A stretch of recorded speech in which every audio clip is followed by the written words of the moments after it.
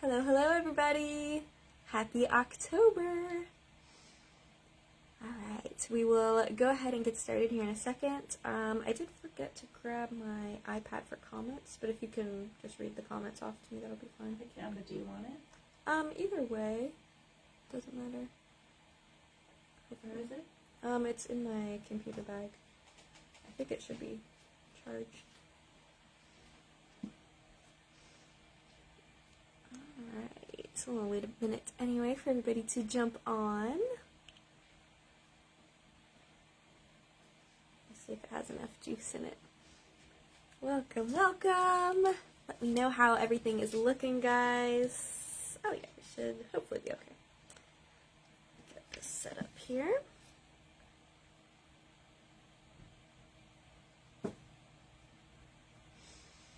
Hey there! Welcome to our Playdate. Looks like I'm on. I'm just hooking up my iPad here. Sorry if it gets a little wobbly.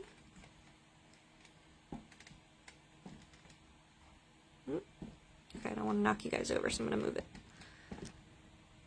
Sorry, jiggling for just another second. There we go. Alright, let me set this down instead. Alright, we should be good now. Did I make you guys motion sick? Alright, welcome everybody. Let me know how everything is looking and sounding, and we will get started with our pumpkins play date today. I am so excited to show you guys these new molds that we have and all the different ways that I use them. So we got our happy and our grumpy. Super fun. Alright, I have my iPad just set up down here so I'll be able to see your comments.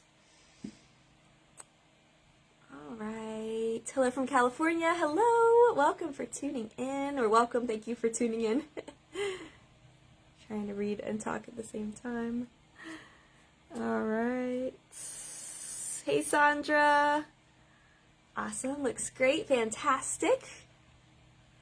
Alright, I'm going to show you guys a lot of different mediums today of how to use these molds for different applications. So from cookies to cakes to isomalt to chocolate. I mean, you can do lots of different things with these. So I'm very, very excited to show you some ideas. Halloween is always one of my most favorite times of the year, if not favorite time, for edible art. So very, very excited.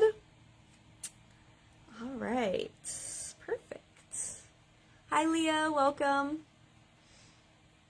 Fantastic. Well, I'll start off while everybody's jumping on about talking about the molds. If you guys wouldn't mind, please share this broadcast onto your page or to your sugar groups. I would very much appreciate any shares that you can. Hi Eva, super excited for ours. Fantastic. Yeah, I know a lot of you guys did pre-order those from CookieCon, which we are working on too. I think almost everyone's out. Almost everyone's out? Okay, awesome. We did get quite a few pre-orders for these mold set, which we're very, very thankful for. So you should have them on the way to you if you haven't gotten yours yet. We do make all of our molds by hand, so it just takes us a little bit of time for the silicone to cure and everything as we go. So, and we had a little pesky hurricane hold things up. Yeah, you know, that little hurricane that went through also just got in the way of some of our plans there, but we won't complain. No, we know definitely not. Having a real rough time. So. Yeah, absolutely. Alright, fantastic. Okay, looks like everything is looking and sounding okay, so we will go ahead and get started here. And yeah, so I'm going to talk about the molds a little bit and some different ways that we will go ahead and use these. So the pumpkin molds I should talk about first themselves are silicone molds, so they are part of our line of silicone molds. So what I did for these, I was really, really excited to actually make the masters for these, so I did sculpt these out of clay, because I do polymer clay sculpting as well. So I had a lot of fun choosing what expressions to do, and I had so many different ideas, it was hard to narrow it down to these two, but I thought a happy and grumpy pair is always kind of fun to do together, so we did more of a happy pumpkin with our cute little face here, and then we did more of a grumpy pumpkin who looks kind of disgruntled and just kind of has that scary, creepy effect too, so those were really fun. And then Mom was able to take those masters and then make these beautiful silicone molds out of them, and you can just see it just takes the details so incredibly, and then the finished pieces, how they come out here, are just really, really cool. So we have our happy and grumpy expressions. They always make me kind of giggle when I look at them. So those are our molds. Now we make all of our molds out of a super high quality, food safe, and high heat silicone. So it's really important to look for when you are, getting molds for a lot of these mediums that I'm talking about and that I'll be showing. Is you want to make sure that you're using really high quality, reputable brands, and you're also making sure that they are made specifically for high heat and for food safe applications. So before we even get into this, I just wanted to preface that of course, our molds aren't the only thing that you can do these techniques in, but if you are choosing molds, you just want to make sure that you know where they're coming from and you know what they are made out of and everything, because there are a lot of silicone molds out there that do not work with high heat, that do not work with food. One thing that I have been trying to touch on a lot is resin molds, because resin is growing so much more popular, and you can use resin in our molds, which is really, really cool as well.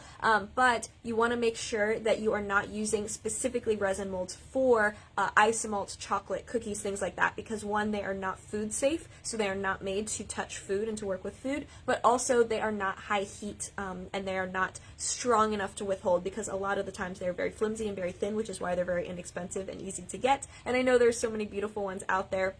I do resin too, so I know the draw of them, but if you're going to do food, you really want to invest in some good quality molds to do all of these products, or all of these projects.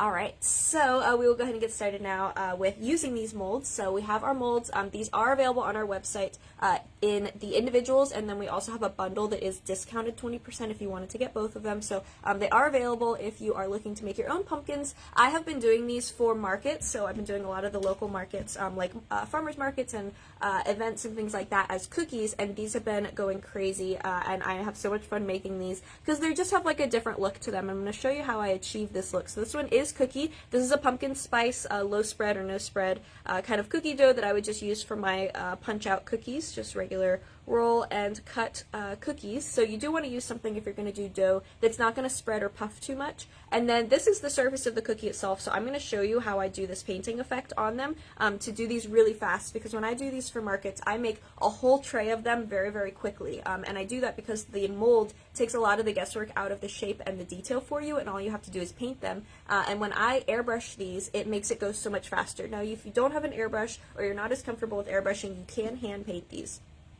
Definitely, but it takes a little bit longer and just a little bit more tedious, so I'm going to show you really how I get these done really, really quick. I get a whole tray of them done in probably, 20 or 30 minutes, really, depending on how many I have to do. And then because there are cookies that you're going to bite into, I also like to add icing. So of course, with a lot of decorated cookies, you want to add the icing for the sweetness and the flavor, but I wouldn't want to cover up any of the detail, so I actually dip the backs of them. So I'm going to show you kind of the whole process of it from start to finish, and then I'll also show you with other mediums like ice malt fondant, the airbrushing, the painting, adding all the details, all of that. Alright, just check my things here. Hi Evelyn, hey Kenny, hi Rita, thank you. Alright, thanks for tuning in, guys. So if you have any questions about the live as we go through, please make sure to write them in the comments. So I'm here, and then Mom Michelle is here as well. So she will be looking at all the comments to make sure that I don't miss anything. So if you have any questions about the process, please don't hesitate to ask. But I'm going to tilt you guys down so you can see my work surface. Alright. Perfect. So just bear with me a second while I get this all adjusted. Make sure we are in a good spot. Let's see. Tilt down just a little bit more. Just want to make sure that I don't knock you guys over, so I want to make sure you're really balanced. Alright.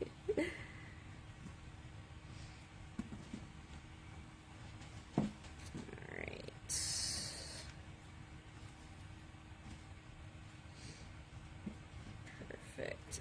I think that's a little bit better. How's that looking? A little bit farther down, you think? This just has a little bit of a lag, so just give us a second for that to catch up. Not slightly. Think. Yeah. Okay.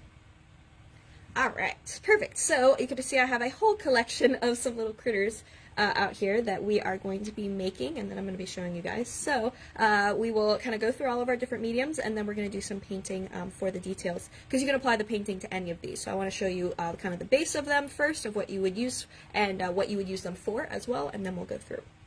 Alright, so I have a couple different ones here. Like I said, this one is the cookie.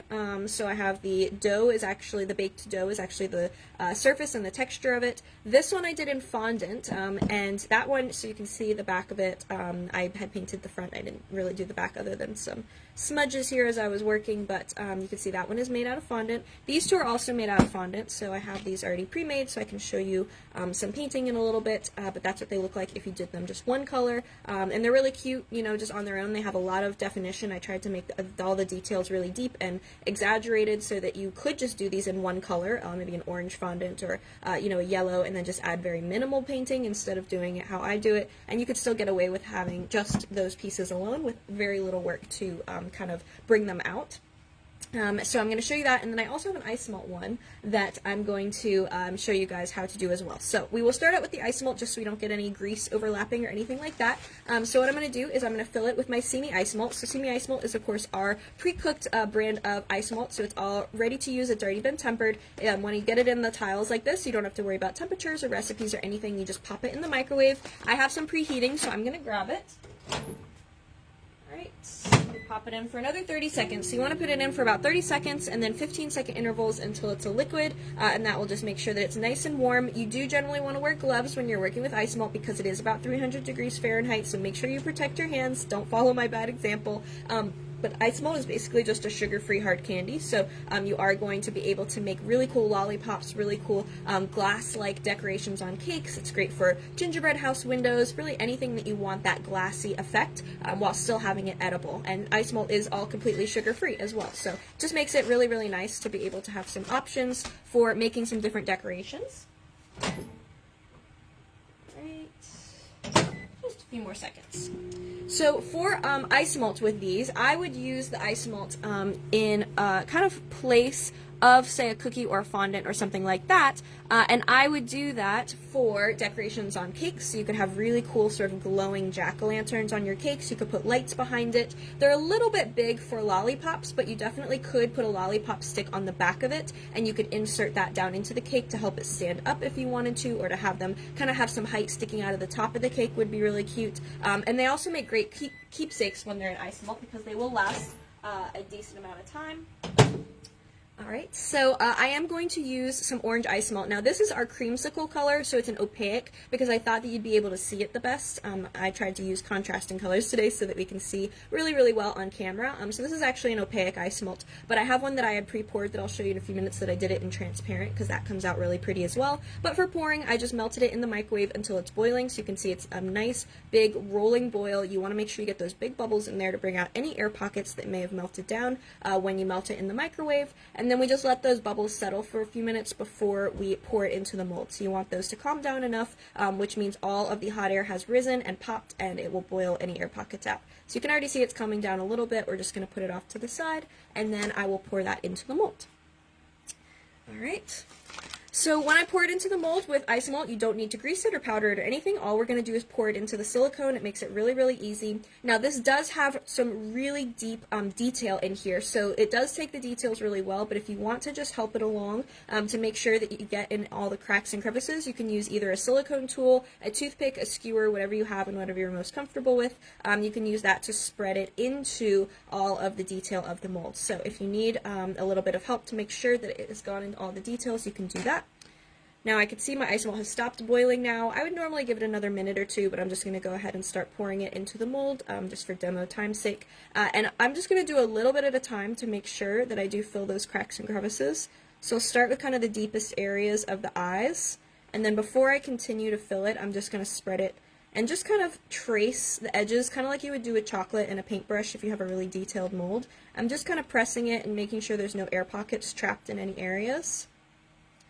And then I'll add a little bit more, and from there on there's not as many really deep details, so I'm just going to go ahead and fill it. And now if you wanted this to be hollow, you could also fill this up and drain it after you get it all filled up. That would be a way to make kind of that candy shell. But for this one I'm just going to leave it solid, and then any stray air bubbles that you have kind of rise to the back. This is an opaque color, this creamsicle, so you won't really see them, but if you needed to, you can lightly torch to pop those away. Okay, so now I'm just making sure that the stem is nice and filled over. I didn't have quite enough ice melt to fill the top, but that's the thing with these molds is we made them deep so that you do have sort of that rounded effect, but you don't have to fill these all the way up. And you'll see that when I do the cookies as well, that you don't necessarily have to fill them to the tippy top in order for it to work like that for you. So just kind of gives you some options of how thick you want your decorations to be, because of course when you do these completely thick, they will be quite heavy. Alright, now I would let this cool, very, very simple, just at room temperature for probably at least 20 to 30 minutes if you're doing it as thick as I am. So I do actually have one that's already pre-poured that I will show you. Let me put it on my back table here so I don't accidentally touch it. Alright, so I poured this a little bit ago. It might still be slightly warm to the touch, but it is completely solid.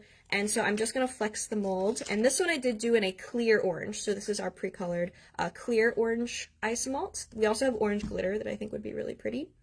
And now this has some beautiful texture on it because silicone collects bubbles from heat. So you might get that little bit of a bubbly texture, but we can get rid of that if we want. Now I think it looks pretty cool. So if you were going for more of a crackly, sort of creepy pumpkin, you definitely don't have to. But if you want to, you can lay it down, don't hold it in your hand while you do this, and just take the torch and lightly start to melt away. Now I don't want to get rid of all the detail, so I'm not going to do this too much at once. I can let it cool and then go back and do a little bit more. But I am just going to go through and just torch some areas here. And use my little fan to help cool it down. You don't need the fan, but just for time's sake, I like to use that. And it's going to give you this really, really cool glassy pumpkin. And now you can go back and paint this a little bit with the techniques I'm going to show you in a few minutes to really bring out the detail. But how cool is that to have? I mean, especially if you put like a flickering tea light behind it and had it glowing in the sides of your cake. You would, put this up against the side of a cake, use it for a cake topper. Again, you can dip a lollipop stick in the ice malt and attach it to the back, or a popsicle stick if you want something a little bit flatter and stronger, and you could insert that into the cake to have it actually stand up. You could attach this to an ice malt base and create like a little topper. The possibilities are really endless, and I just love the sparkle that the ice melt gets, especially because these are domed, so they really bring in the light, they like absorb the light, and it just reflects right back at you. So if you want your little glassy jack-o'-lanterns, I really, really love that. I feel like that is a super cute way to do it.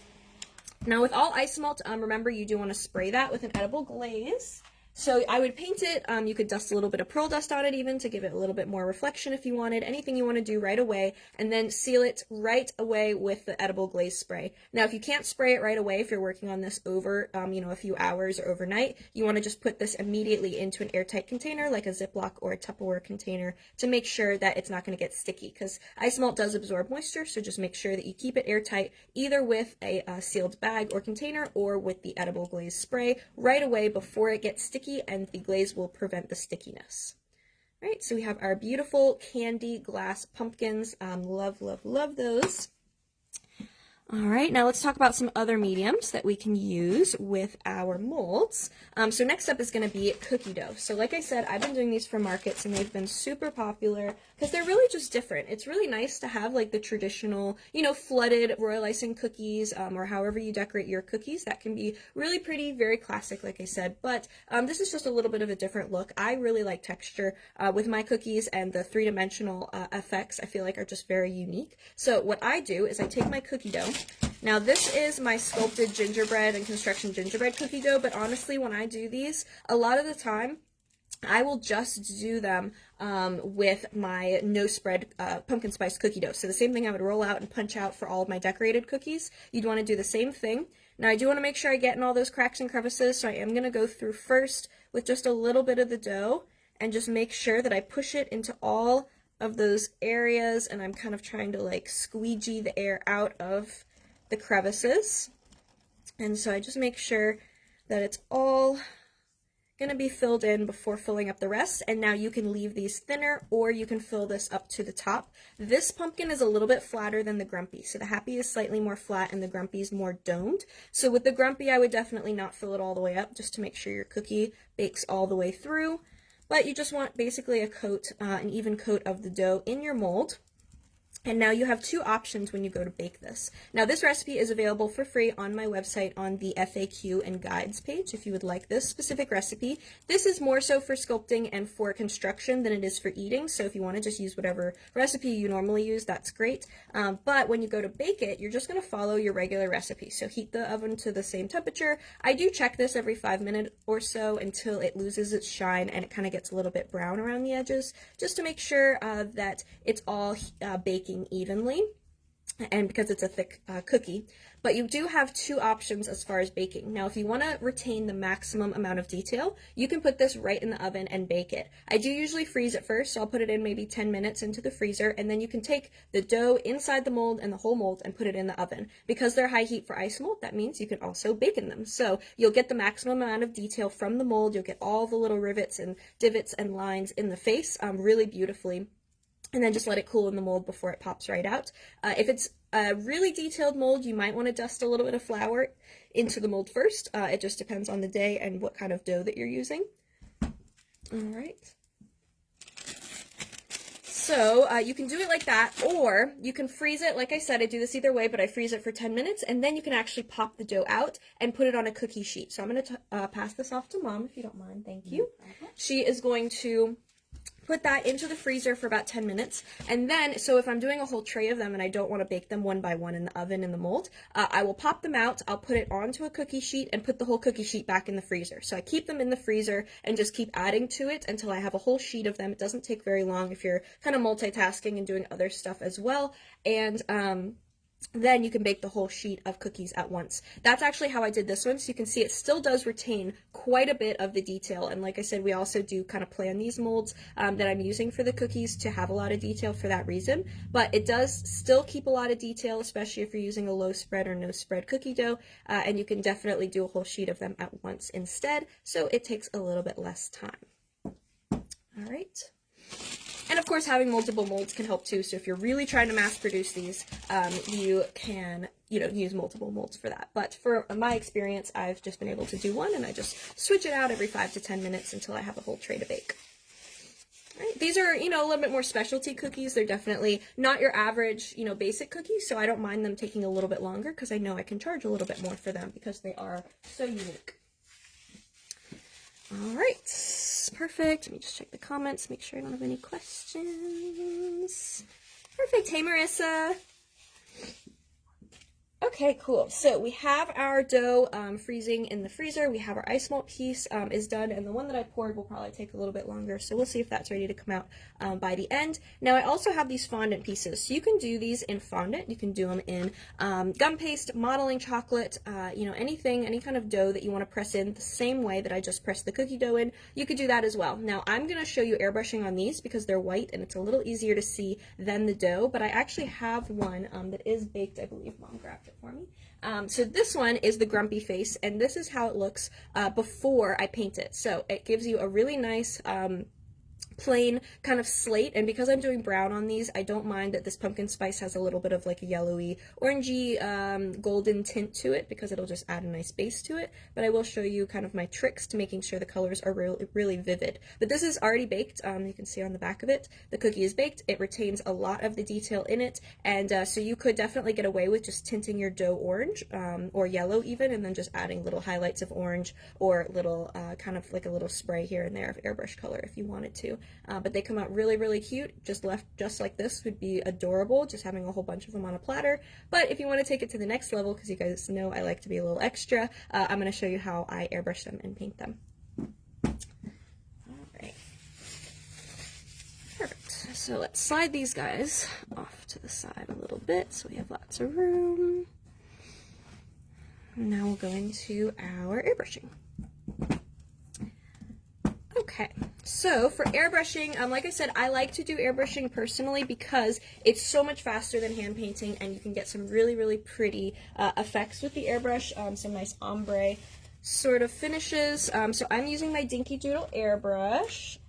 I'll plug it here so I can show you. That is my favorite kind of airbrush to use, and I have it plugged in kind of off to the side. The cord doesn't quite reach in shot, but I have it right here, and then I also have my Dinky Doodle stand with a few extra airbrush pens so that you can switch colors really quickly because one of the things that I like about this is that it does come off really easily. Oops, I took the little holder with me. It does come off really easily, so I can switch between colors. I usually have all 4 of them filled with the different colors that I'm using for that set, and I just can pop these off and on as I need to for the different colors that I'm using, so that makes it really, really easy. I'm actually going to start with the teal pen because it's a little bit wider. We have those back in stock. Oh, we do? Okay, perfect. Thank you for saying that. Yeah, we have those back in stock on our website on simicakes.com. And the airbrush color as well. Yeah. Oh, yeah, we did just stock up on that too. So the airbrush colors that I'm using, speaking of, are going to be our Simi Color Splash colors. So I have a whole bunch of different colors here that I'll be showing you, but the citrus orange will definitely be the prominent one for all of these. We're also going to use some yellow and some brown, which I'll show you mixing up those colors. But those are our Simi Color Splash colors that we have made in conjunction with the Sweet Color Lab. These are a water-based edible airbrush colors, so they are technically an airbrush color, but they are extremely, extremely concentrated. They're a lot deeper and darker because they're made to be mixed and customized. So you can mix different shades. It comes with a color mixing guide, and you can find that also where I have my gingerbread recipe on my website on the FAQ and guides page for mixing all sorts of different kinds of shades that they really are made to be customized. So you can leave them really potent and intense and use them as is, or you can lighten them with the clear edible dilution solution, and that helps to get some more pastel shades if that's what you're going for. All right, so I'm going to start with my teal pen because it is a larger nozzle, so it's going to work a little bit better for this base coat that we're going to put on to the cookie. All right, now I'm going to mix up my colors. I'm going to start actually with yellow because pumpkins have a very yellowy sort of undertone to them. So I'm just going to take my airbrush color. I'm going to start, let me not do this over the cookies, start with maybe 5 or 6 drops of yellow. Get a little bit of yellow there. And then I'm just going to do maybe 2 drops of the orange. Now when you do these on their own, all the colors are transparent, so they're going to be see-through, which works fine if you're doing something like the white base of the fondant, but if we're doing something that already has a tint to it, I want to make sure the colors are as vibrant as possible, so I'm going to add a little bit of the base white in, and I'm just mixing that right in the cup here. Now the base white is going to be a opaque paint, so instead of it being the transparent, you're going to have the opacity, which is going to make it stand out a lot better. Now the base white is very thick. It's almost more like a really loose-bodied acrylic paint, so it's much thicker than the regular airbrush colors. So we do want to thin it if you're putting it through an airbrush. So you either want to do a 1-to-1 ratio of the clear dilution solution, or you can replace the dilution with airbrush color, because that's also going to thin it. So instead of doing the mixing it with clear, I'm going to mix it just into my colors that I have in here. And now because I'm mixing in the white, I am actually going to do it in a cup. So let's empty that into our little cup here. It's okay if there's a little bit left in the airbrush. Now you want to do at least a 1-to-1 ratio of the thinner liquid to the thicker white, but it doesn't have to be a 1-to-1. So I'm only going to add like 2 or 3 drops into that. I'm going to mix it, kind of getting a nice yellowy orange shade here. Right, and just to make it a little thinner, I'm going to add a little bit of clear dilution solution. So I just kind of do this by eye. This is going to help it run through the airbrush a little bit easier. Now I'm going to pour it right into the cup. And then I just want to create kind of a backflow with the airbrush really quick. So before I actually spray it, I'm going to cover over the nozzle, and I'm just going to create some bubbles inside the cup, which will help it to all mix together even better since I had some residual in there. Alright, now always test it on a paper towel. I love that. It's very much like a glowing orange kind of shade. Grab a new paper towel here. Alright, so now when we go to airbrush these, we're just going to give it an even coat at first. Okay, and because we are going on cookie and on fondant, it's going to absorb the paint really, really well. So we don't have to worry about doing too much at once. But I still will go kind of in light coats and build the color up as much as I want. The teal pen is also great because it's since it is a wider nozzle, it sprays a little bit bigger, so you can get this done really quick. So you could see either by starting with a tinted airbrush or a tinted cookie dough, you could achieve this and even take out a step. But just for the sake of showing you how good the coverage is, when you mix that base white in, it just gave me a really beautiful, rich, yellowy tone to start with.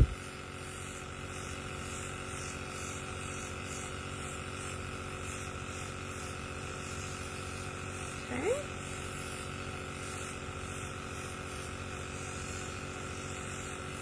So I'll just go back and make sure I'm kind of using the airbrush color from different angles because it will catch in all of the details. So I just want to make sure that I get a nice even coat for this first layer. Alright, now I'm almost out of paint in there, so I'm going to leave what's left, but I am going to add a little bit more orange to create a deeper orange tone. Always test it on a paper towel, so I'm just running out some of the yellow color. Now we have a little bit of a brighter orange, and I'm going to start going into some of the details. So I'm going to go really close, and I'm only going to pull back a little bit. So the closer that you go with the airbrush pen, the finer of a detail you're going to be able to get.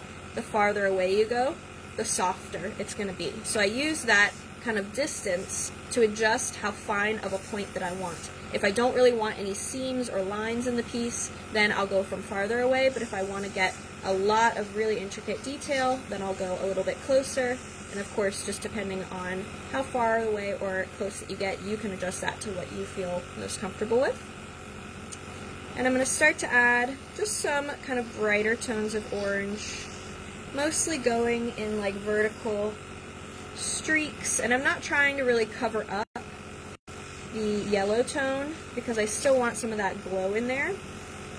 But my general rule for shading is the highest points are going to be the lightest points, and the deepest points are going to be the deepest color or the darkest color. And so there's a lot that can go into shading as far as perspective and lighting, light source and things like that. But to really simplify it, to just get something that pops really nicely, you're going to want to find any indents, and that's where you're going to start building the darker tones. Now the darker that I get, the more precise that I'll get. So I'm going maybe 3 or 4 inches away at first with my airbrushing, and then as I get darker, we're going to use a brown next. I will get closer and closer to focus it in just where I want it. So I'm finding the ridges of the pumpkin where those indents and lines are. I'm finding the indents under the eyes and kind of where the lips are over, wrapping over.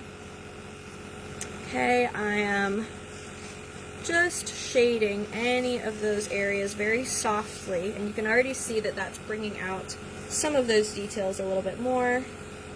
And we'll do the same thing on our cookie. I'm also going around the outside a little bit because these are supposed to be round pumpkins.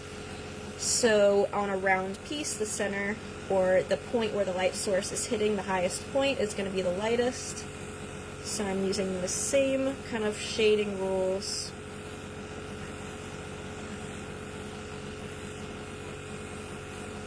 And that's just adding in our orangey tones. So it's a little bit more orange, but you still have the yellow showing through. And that creates sort of a glowing effect as well that I really love. And again, you could do this on ice melt, you can do this on fondant, gum paste, modeling chocolate, cookie dough, whatever you're using. And you can also mimic this with paintbrushes. So instead of airbrushing over the surface, you can take a nice wide flat paintbrush or a rounded paintbrush, and you can just do the same kind of brush strokes as you are with the airbrush, just adding some color around. Now brush strokes, you will have more brush strokes with the paintbrush where this is a very soft sort of flat look, but I think something like this that has so much texture, it would be fine if you had the brush strokes. It wouldn't really take away from the finished piece. Alright, and then next up, staying in the same cup because I always try and eliminate things I have to clean, but also it kind of keeps the color family the same, so if I'm using the same cup for everything, a little of the last color is spilling into the next color, and I feel like it just makes everything more cohesive. I'm going to do some brown. Now, we don't actually have a brown of the Simi color splash right now, so what we are doing instead is we're following the color mixing guide and making our own, which is very simple. I made the color mixing guide for these colors specifically. Now, if you're using other colors, you can use it as a base guide, but it definitely will need some tweaking because I made it for these specific shades. But for painting and airbrushing on top of surfaces, not mixing into things like ice melt or royal icing or buttercream, which I do actually use these colors for as well, but it's a different ratio, which is also on the sheet. For airbrushing and hand painting to make brown, you need 3 drops of red and 1 drop of green. So I'm going to go ahead and open up my red and green and just mix some of that in a cup. I'm going to probably double that. So I'll do 6 drops of red and 2 drops of green.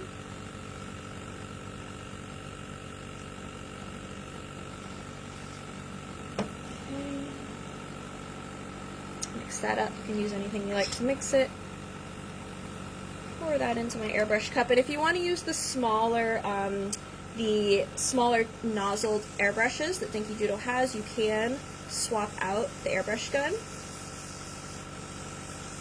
Okay, whatever you feel most comfortable with. So we got a nice kind of warm brown tone now.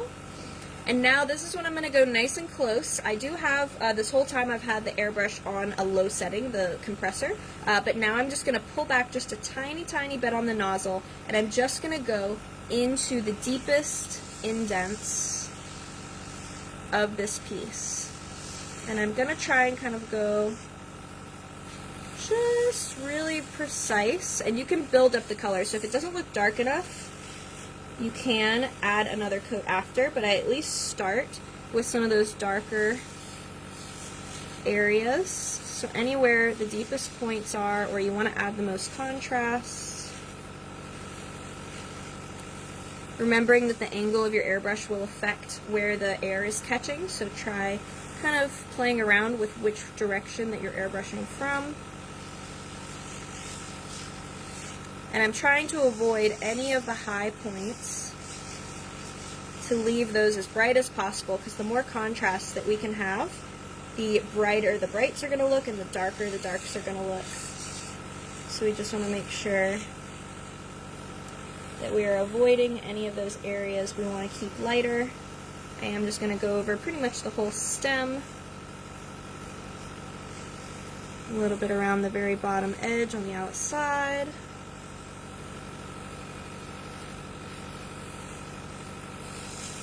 So being more precise with this, but again, it's really not taking too much time. I would normally just have these all on a tray or on a sheet, and I would just do this assembly line style. So I'll do, you know, the yellowy orange, and then the orange on all of them, and then the brown on all of them. And you can see how much that has already brought it out. And that's starting from white, remember. It's not even starting from the darker tones. So I'm essentially just tracing the inside and outside edges of all of the facial features, and then following the deepest lines of kind of the segments of the pumpkin around.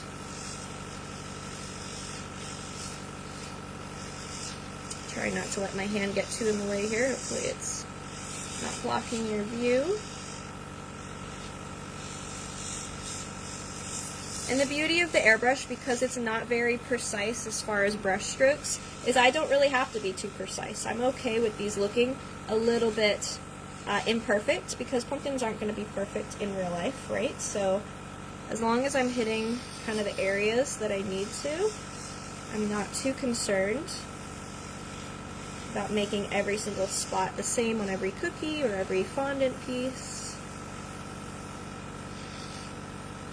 And of course you can do these different colors if you wanted to do fun colors with pumpkins. You can make it so that the pumpkins are darker, like a really dark kind of browns, just hints of color of orange, and then you can go in and you can do the lighter tones in the eyes and the face and kind of look like it's glowing from within, just like a jack-o'-lantern.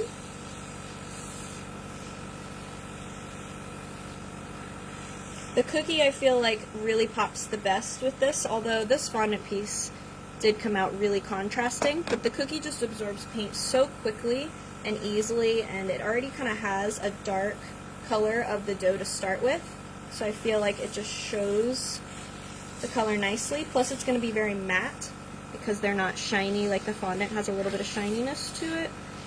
And I just love how quickly that shows up.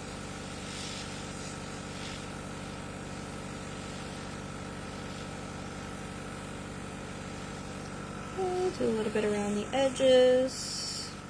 So again, just any of those indents. I'm just reinforcing.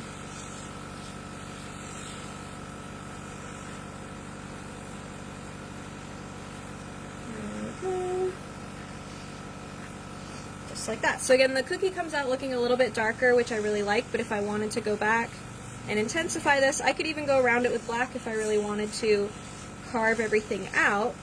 But I have one more trick to show you to make sure that these are going to be really bright and contrasting and just really pop.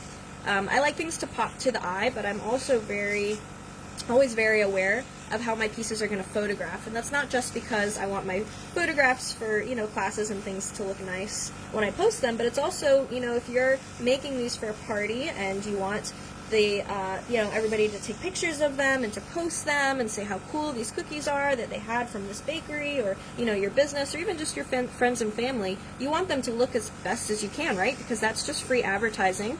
Word of mouth is very powerful, and people sharing things on social media, so I always try and make sure that my pieces are going to be planned in a way that they can photograph really well, and that way when people post and tag you, you're able to share those, and it's just really important that whenever you can, you kind of take those things into consideration. Alright. So there we go. Turn that rattling off. So you can see these pumpkins have come a very long way in just a couple of minutes. And again, if I was doing a whole tray of them, it really wouldn't have taken too much longer than that, especially if you tint your dough with the airbrush color. So you can actually mix these right into the cookie dough before you bake the cookies, before you press and bake them. And you could definitely tint the dough orange to start with, and all you'd have to do is the darker brown, or even just a little bit of the lighter yellow if you wanted to get crazy. And that looks really, really cool. But the last step that I like to do is I like to add some highlights, and this is what really makes these pop in my opinion. So I'm going to take a little bit of that base white just on its own. If you feel like you want it slightly more paintable, if it's feeling a little bit too thick, you can add just 1 or 2 drops of the dilution solution.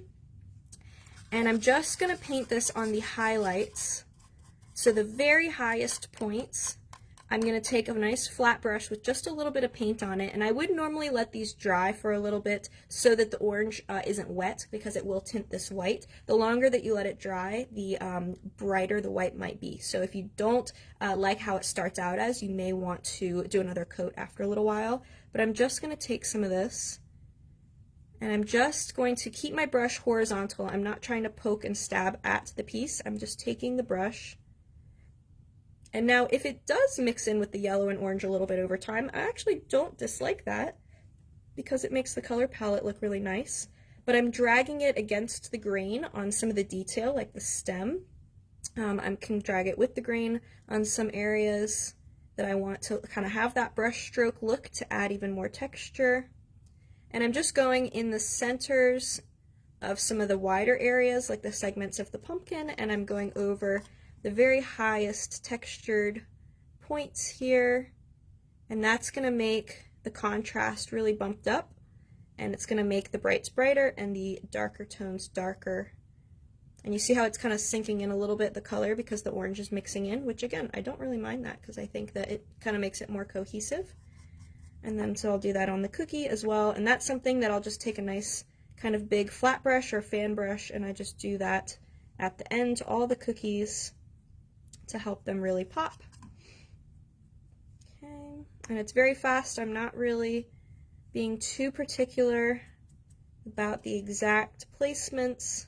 I'm just looking any areas that stayed really light toned, and I'm kind of adding a little bit more, catching some of the detail. And I love the crackly texture that the cookie gets too.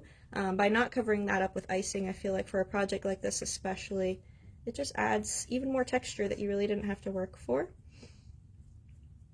There we go. Add a little bit to the kind of edge of his lips. And then this one, I'll do the same thing. around the mouth for the happy pumpkin.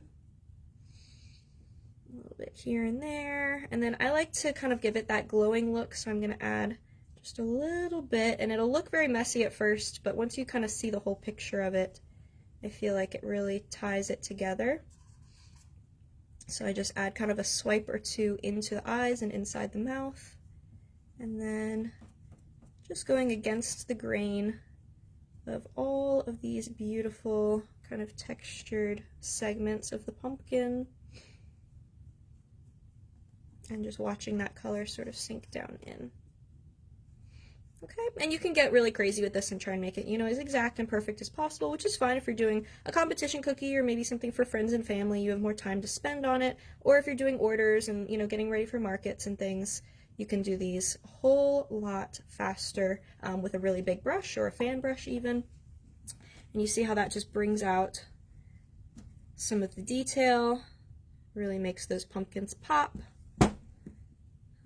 And that's the cookie version. So you can see that one did start with a little bit of a darker tone, so he came out a little bit like a deeper sort of feel to it, but that's a cookie that you can bite right into, you know, and you can use as is. Now, one thing that I did want to show you guys is how I would kind of finish off preparing these for markets.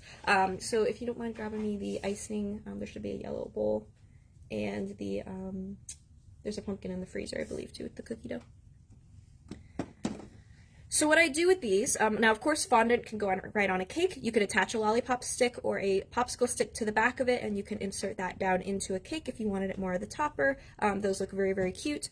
But when I do these for markets, I still want the sweetness of the royal icing. You know, a lot of people like icing. I'm definitely an icing fan on cake and cookies. That's my favorite part. I know that can be very controversial, but I love icing on cookies and really anything. So because I don't want to cover up all the beautiful detail on the top of the cookie, I came up with the process of just dipping the backs of the cookies, and that cleans it up as well, so it looks really pretty on the back, and it gives you a really nice, thank you.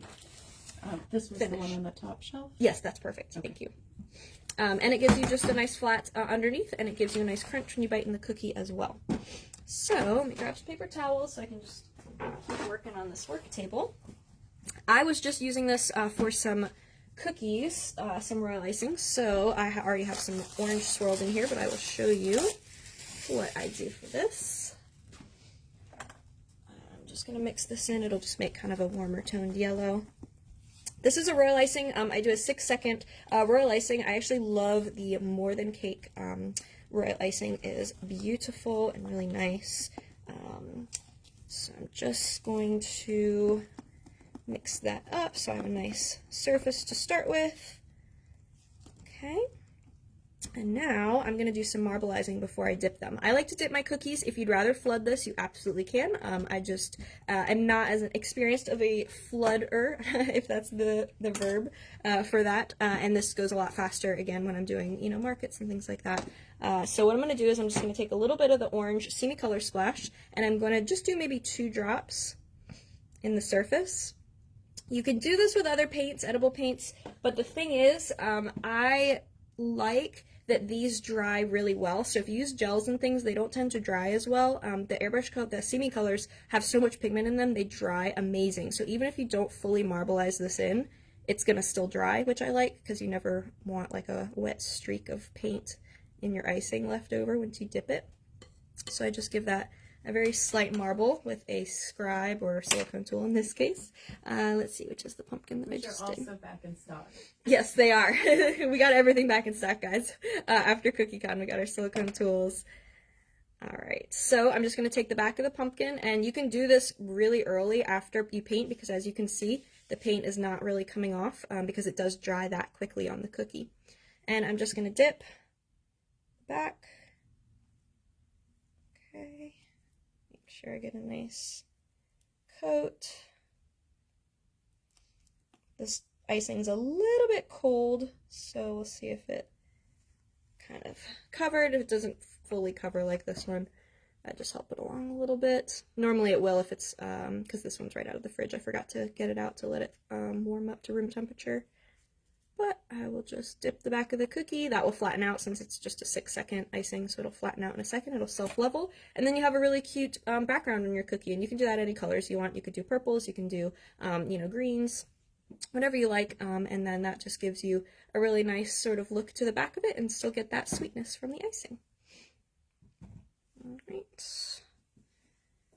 And then, let's see, finally, first let me wipe my hands off. We have that dough that was in the freezer in the mold here. So I just want to pop that out while it's cold if you are popping it out of the mold. Easy as that. So I just put that on my cookie sheet. If you're baking it immediately, you can bake it. If you are still making more of them, just put the cookie sheet back in the freezer or put these all on a plate before you put them in the sheet, either way. But you just want to keep them cold. And if you did see anything that like you didn't quite fill over or you missed a spot, you can remake it, of course. You can scrunch this back up and use the dough again, but you can also just take like a silicone tool once it thaws, and you can also blend things out. So if you have any little imperfections, odds are in the finished cookie you're not going to see that because they do kind of fill in slightly. It's a very low spread dough recipe that I usually use, but you do get some level of just a tiny bit of puffing with a thick cookie like this. And so once this comes to room temperature, you can smooth or you can just leave it as is, and they're supposed to be kind of creepy hand-carved pumpkins anyway. So if you missed a spot or anything, no big deal, and easy as that. So we have our dough. This one's still a little bit warm, but I'll take it out. It's probably gonna, it's probably gonna work, but at least you can kind of see the color, maybe. No, we might be too warm. Yeah, I'm gonna stretch his face, but you can start to see some of the texture. It's only been about 20 minutes, so I would have left this another 20 minutes or so, probably 15 minutes for it to completely start to solidify, because that is a deep mold. But you can see with the white background of the paper towel, that one really pops with the transparent colors. But if you didn't want the glassy finish, that's where the opaque finish would be, and you can see that has self-leveled it out now. So we have lots of different options for our different pumpkin uses, and again, you could do modeling chocolate, regular chocolate, different kinds of things in these, and get lots of different effects. So whether you're making cake toppers, whether you're putting these on lollipop sticks and sticking them down into a cake, whether you're making cookies with them and actually, you know, using them as the cookie, you have lots of different options of how to do it. And you can do these with a lot of our molds, our same molds. I definitely have more ideas for Christmas and things like that coming up that I'll be sculpting some pieces, and if you guys have any ideas that you would love to see done, let me know. I always love suggestions. But I really love kind of all these techniques that you can do with these silicone molds, and with Halloween coming up, of course, that is always my favorite for inspiration for different spooky designs and projects. Sandra would like to know, as she loves this, but how long would you bake a cookie that thick? So for the one that I did here, you can see I almost filled up the mold, but not quite, maybe like 2/3 of the way full. I think we normally do them for like 14 minutes altogether. That was the pumpkin spice, though. Oh, that was the pumpkin spice recipe. So it'll vary a little bit. Like I said, check it every 5 minutes or so, because your oven is going to vary a little bit too.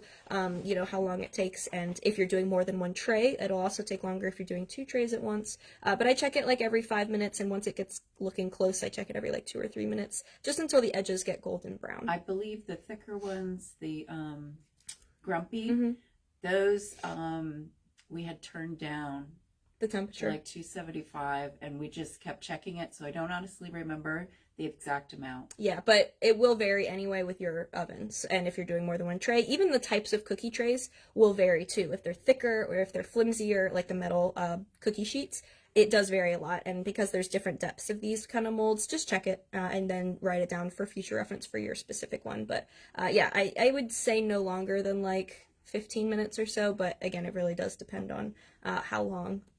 And once you get going. Convection. Yeah, we don't have a convection oven, so it's just a regular oven, so that will vary as well. There's lots of variables, but just check it and kind of keep a record so that you know when you do future batches, and you can just leave it in there for as long as it needs. All right, let me know any other questions you guys have. Oh, I'm so glad you guys like them. Thanks so much for tuning in. Very cool. I'm gonna tilt our camera back up here 1 moment so I can see you guys, maybe. There we go. All right, fantastic. Awesome. Well, if you guys have any other questions with using these molds, you can definitely always message me, or if you're watching the replay, you can always send me a message with any questions that you have here to Facebook, on Instagram, on email. We're always happy to answer any questions that you have. If you're interested in getting the Happy and Grumpy molds, we do have a bundle on our website, so they're 20% off if you get both of them, or we have them individually as well. We have the Color Splash colors back in stock. We have the Dinky Doodle airbrushes, and then we also have the new class that I'm going to grab and show you guys too. So this is going to be our next Zoom class.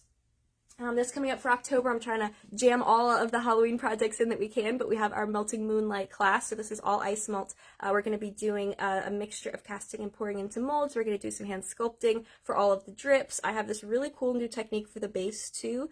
This is not painted on, it's actually inset in with adding some star flecked kind of designs onto your pieces. So this one I do have available on my website as well to sign up, and you get the live, which is in about 2 weeks, I believe, the 13th on Sunday, and you also get the pre-recorded version of that if you sign up for the class. So that one's on Zoom, and then it has a recording. I don't have a next live playdate for you guys yet, but I am working on it, so keep your eyes peeled this week because I'm definitely going to be posting some stuff for our holiday projects coming up. I've been so immersed in Halloween, but I'm definitely working on some Thanksgiving and Christmas themed projects and classes among doing markets and getting ready for Cake International, because we're going back to the UK with Dinky Doodle in November. So I hope to see all of our UK friends and some US friends I know too will be there at the end or at the beginning of November.